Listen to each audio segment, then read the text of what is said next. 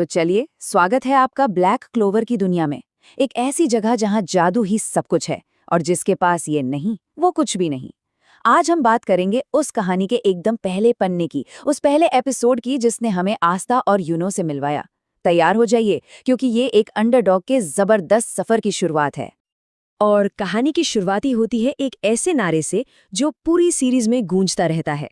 आस्था की ये एक लाइन हमें उसके उस अटूट, कह सकते हैं कि पागलपन से भरे सपने से सीधे सीधे जोड़ देती है। विज़र्ड किंग बनना, ये सिर्फ एक इच्छा नहीं है, ये उसका जुनून है, उसकी जिद है। तो कहानी हमें ले चलती है क्लोवर किंगडम में। यहाँ ना समाज का एक सीधा सा नियम है, आपकी जादुई शक्ति ही आपकी पहचान है। जितनी ज्यादा शक्ति उतना ऊंचा रुतबा, और अगर आपके पास जादू नहीं है तो आपकी कोई कीमत नहीं। और यही हमारी मुलाकात होती है दो ऐसे भाइयों से जो एक ही सिक्के के दो पहलू की तरह हैं। एक तरफ है आस्था, जिसके शरीर में जादू की एक बूंद तक नहीं, लेकिन उसकी मेहनत और इच्छा शक्ति ऐसी है कि वो पहाड़ों को भी हिला सकता है। और दूसरी तरफ है यूनो, एक शांत, प्रतिभाशाली जीनियस, जिसे देखकर लगता है कि वो पैदा ही जादू के लिए हुआ है।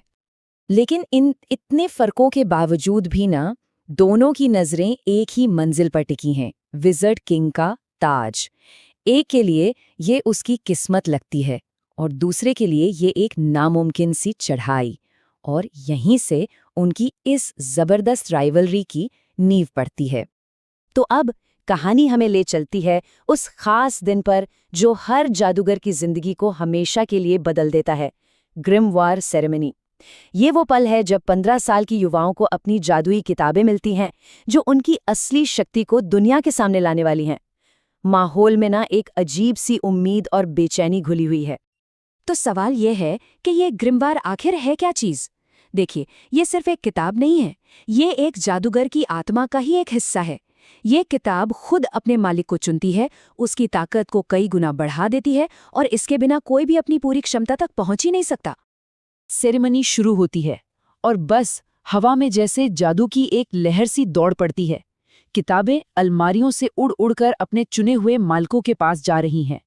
हर किसी के चेहरे पर उत्साह और थोड़ी घबराहट साफ देखी जा सकती है। देखते हैं किसका भविष्य आज चमकने वाला है। और सबके बीच में एक सुनहरा सा प्रकाश चमकता है और सीधा यूनो के हाथों में आ जाता है। यूनो के चेहरे पर कोई हैरानी नहीं, सिर्फ आत्मविश्वास है। वो जानता है कि ये उसका पल है और वो बिना किसी हिचकिचाहट के ऐलान करता है कि वो विज़र्ड किंग बनेगा। और सुनिए, ये कोई ऐसी वैसी ग्रिमवार नहीं थी, ये है 4 पत्ती वाली क्लोवर की ग्रिमवार, जिसके बारे में कहते हैं कि ये सबसे पहले विज़र्ड किंग के पास थी। बस इस एक पल ने ना वहां मौजूद हर किसी को हैरान परेशान कर दिया। ये सिर्फ किस्मत नहीं, ये तो जैसे इतिहास खुद को दोहरा रहा था। पूरा का पूरा हॉल तालियां से गूंज रहा है, सबकी नजरें यूनो पर हैं, लेकिन एक कोने में बिल्कुल अकेला खड़ा है आस्था।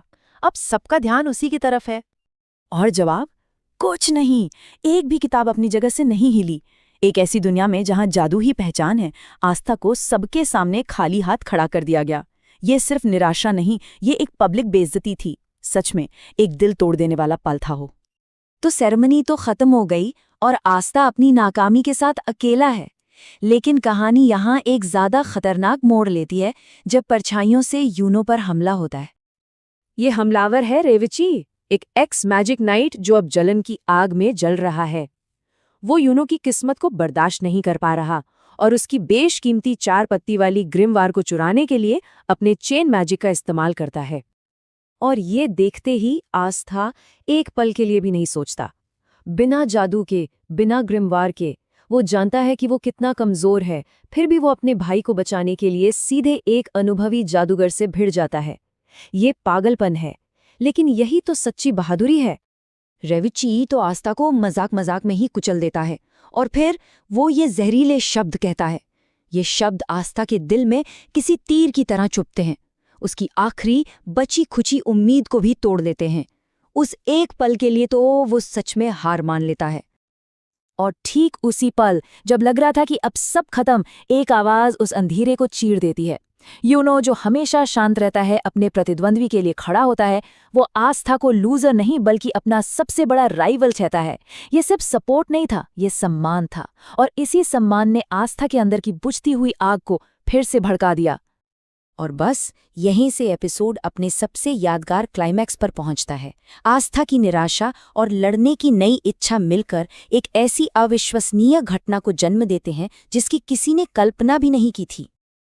अचानक अंधेरे में से एक काली फटी पुरानी सी ग्रिमवार निकलती है, जैसे वो हमेशा से वही थी, बस इसी पल का इंतजार कर रही थी। और इस पर है एक अशुभ 5 पत्ती वाली क्लोवर का निशान।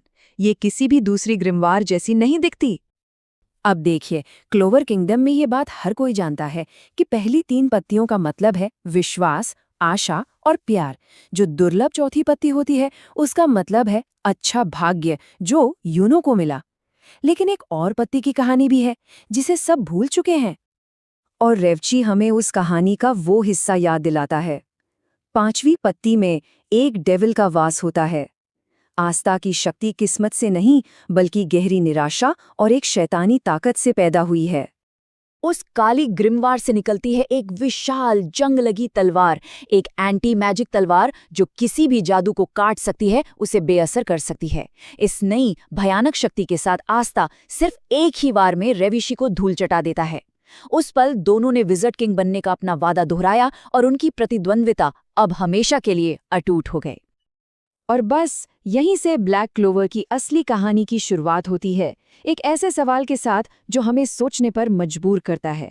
एक हीरो के सफर का मतलब ही क्या है जब उसकी शुरुआत किस्मत से नहीं बल्कि एक डेविल से मिली ताकत से हो?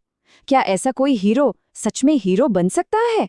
ये सवाल ही इस एनीमे के सफर को इतना दिलचस्प बनाता है।